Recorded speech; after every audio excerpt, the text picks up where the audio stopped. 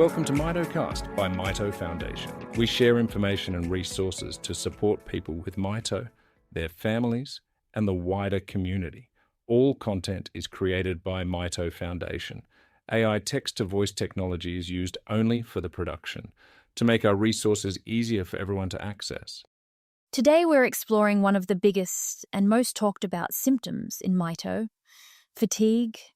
We'll unpack what fatigue really means, how people describe it, what causes it, what doctors look for, and what strategies can help.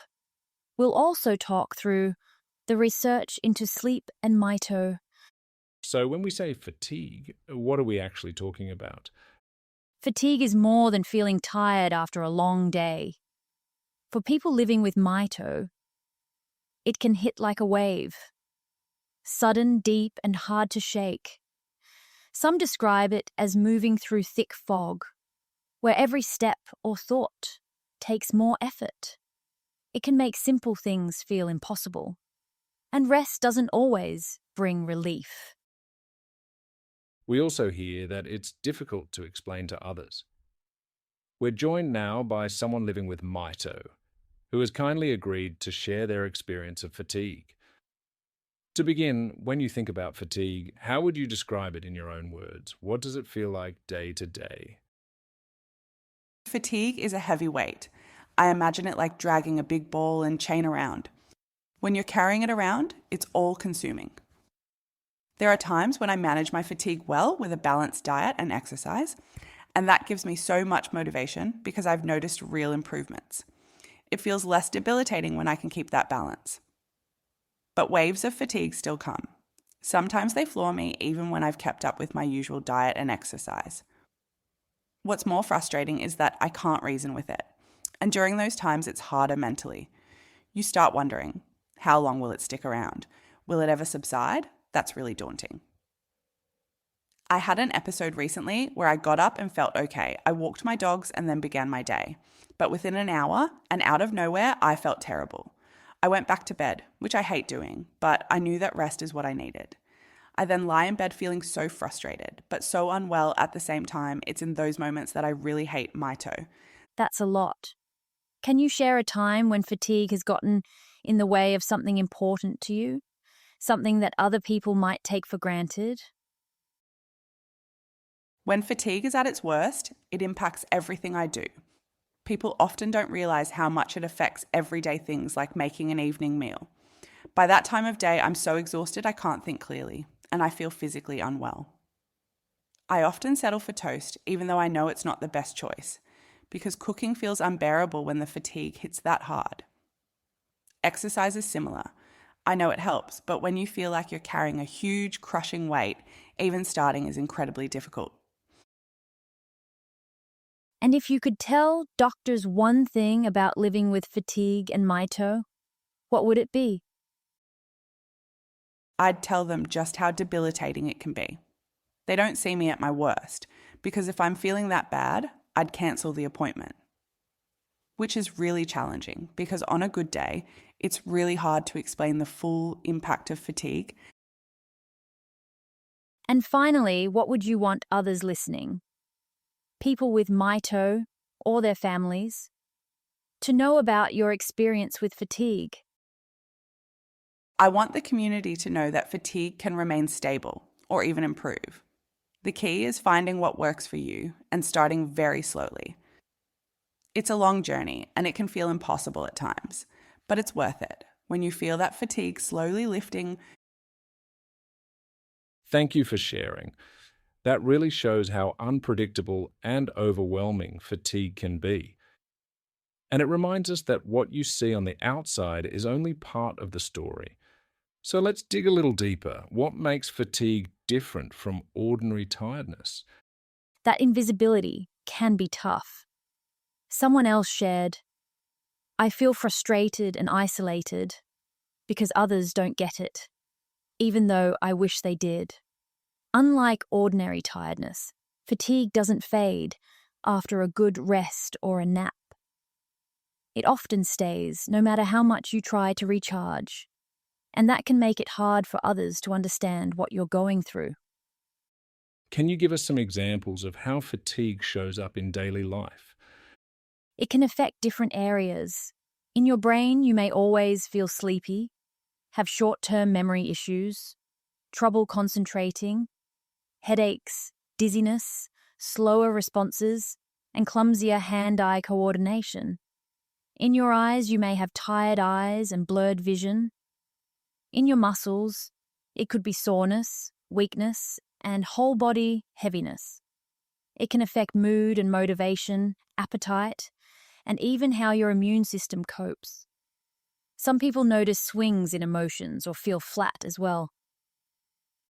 What actually causes all of that? Is it only Mito itself, or are there other things that make fatigue worse? There are primary and secondary factors. Primary factors are linked to Mito itself. When energy production is affected, exercise tolerance can drop, and fatigue can rise. Complications of Mito, like muscle involvement, low iron levels in your blood, which is called anemia, heart or breathing changes, or nervous system changes can add to fatigue. And can you expand a bit on those secondary factors, because I know they can be just as important day to day? These are things around you, like your lifestyle, work, sleep, stress, and mood. Not enough sleep, or too much sleep, can make fatigue worse. Alcohol can disrupt sleep and slow your body down. Smoking and caffeine can make it hard to fall or stay asleep. A lack of movement adds to fatigue, but regular modified exercise can help reduce stress and improve energy. Food matters too. A poor diet without enough nutrients can make things harder for your mitochondria to make energy. I'm also thinking about work and life stress. Can you talk us through how things like long hours or financial pressures tie into fatigue? Work and life pressures count as well. Shift work and long or irregular hours can confuse your body clock. Physically demanding work can drain energy. Feeling unhappy at work, conflict, job stress, or financial pressure can increase fatigue. Being out of work can bring stress, and low mood can also feed into fatigue. And what about the emotional side of living with Mito? The grief, the stress, the constant adapting. How do those impact fatigue? Living with a chronic condition brings change and loss. Anxiety and stress can make you hyper-alert, which is tiring. Grief can be complex and long-lasting, with feelings of anger, denial, sadness, or guilt. And it can show up in your body as fatigue. Some people feel a loss of purpose or work hard to seem normal, which can be exhausting and isolating. Let's talk about how common fatigue is.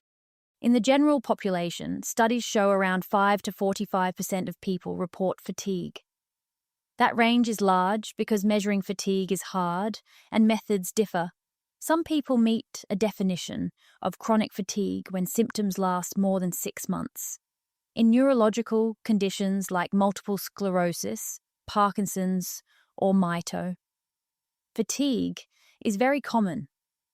When researchers pull apart the causes, the condition itself still contributes, beyond medicines, sleep, and other factors. And what does research show in Mito specifically? Can you take us through the key findings? One study using the fatigue impact scale found that people with mitochondrial myopathy felt as fatigued as those with a diagnosis of chronic fatigue syndrome, but more fatigued than people without Mito. In the fatigue impact scale, scores over 40 suggest fatigue is present. Over 80 suggests severe fatigue. In that same study, depression and anxiety scores were also high. It's tricky because screening tools for mood ask about tiredness too. So results can overlap. Fatigue can make mood lower, and low mood can make fatigue feel worse. Either way, noticing and addressing your emotions is important. That brings me to a question. How do doctors or researchers actually measure fatigue, given that it's so subjective? There are subjective scales you can do yourself. The fatigue severity scale is used widely, and it lines up well with the fatigue impact scale used in Mito. There are also simple clinic tests, such as sit-to-stand tests. Standing up and sitting down repeatedly gives a sense of fatigue ability. Times are compared to age-based norms. There are walking tests, like 6-minute or 12-minute walk, that have been used in trials, especially for mitochondrial myopathy. Cognitive tests can help where thinking fatigue is an issue. More complex exercise testing exists, like cycle tests that track oxygen and carbon dioxide. But those need specialized labs, so they're less practical day to day. Now, let's bring sleep into the picture because sleep and fatigue interact. Sleep disorders sit in a few groups: insomnia, sleep-related breathing disorders, central sleep disorders, circadian rhythm disorders, parasomnias, and sleep-related movement disorders. So, how do health professionals actually test for these problems? What does a sleep study look like in practice? With a sleep study, also called polysomnography, you wear small leads on your head to measure brain activity so we can see when you are awake, asleep, and in REM sleep. Belts measure chest and tummy movements to show breathing effort. A finger probe checks your oxygen levels. And other sensors look at airflow and heart rate. The result is a recording that shows sleep stages, breathing, and oxygen changes.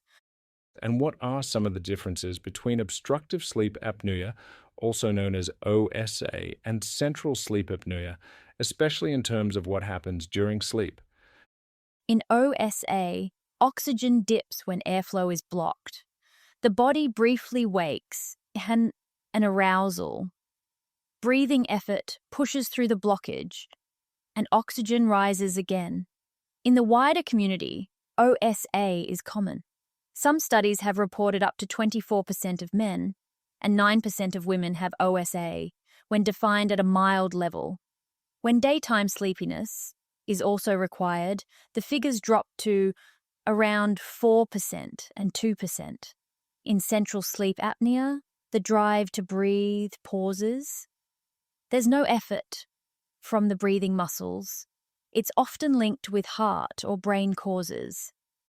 Can you walk us through what studies in Mito have found about sleep so far? Yes, one study looked at 20 people with CPEO. They used home sleep studies and questionnaires. People reported high fatigue, and some had excessive daytime sleepiness. Many had signs of depression. Restless legs was common. About 20% had sleep apnea. And in that group, it was central apnea. Have there been any studies in Australia? In 2015, 16 people with Mito took part in a study here in Australia. 5 had a confirmed genetic diagnosis. Many had mitochondrial myopathy diagnosed from a biopsy, which is still a formal diagnosis. They just haven't had genetic testing to find out the cause. In this study, people reported high fatigue on 2 scales, and the scales matched well. 38% had excessive daytime sleepiness. 75% felt their sleep was poor. 44% had depressive features on a screening tool. Not a formal diagnosis, but a flag to look closer. On sit-to-stand testing, times were longer than in people without Mito, showing fatigability across different types of Mito, not only in those with proven myopathy. The main sleep finding was obstructive sleep apnea. About half the group had OSA, mostly mild. Only one person had moderate to severe OSA. Central apnea was not a feature in this group, different to the earlier CPEO study. What do those differences between the 2 studies tell us about the bigger picture? The groups were different. Our group had more muscle involvement and fewer central nervous system features. Small numbers also make it hard to be certain. The true picture may sit somewhere in between. And if most people had mild OSA, how important is treatment in those cases? We know treating moderate to severe OSA helps. For mild OSA, studies in the general community suggest possible benefits, including some cognitive improvements. But decisions depend on symptoms and goals. That's a discussion to have with your sleep specialist. Let's pause and recap what we've covered so far. Fatigue is common in Mito and often invisible. It affects thinking, movement, mood, appetite, and immunity. Causes are linked to Mito itself and to life around you, and sleep problems can add to fatigue. So, if you're dealing with fatigue now, where can you start? Be kind to yourself. Keep a simple diary for 2 to 4 weeks. Note your bedtime, time you wake up, any naps you have, and for how long, energy levels, and also include what helps. Take it to your general practitioner or specialist. They may check bloods. They may review medicines and hydration. They may discuss a sleep study if symptoms suggest it. And they will consider how you're feeling emotionally, because mood and fatigue are linked. What are some practical steps people can take at home while they wait for tests or appointments? Drink water through the day. Limit caffeine to around 200 milligrams daily and avoid it for at least 4 hours before bed. Easing down over a few weeks can prevent headaches.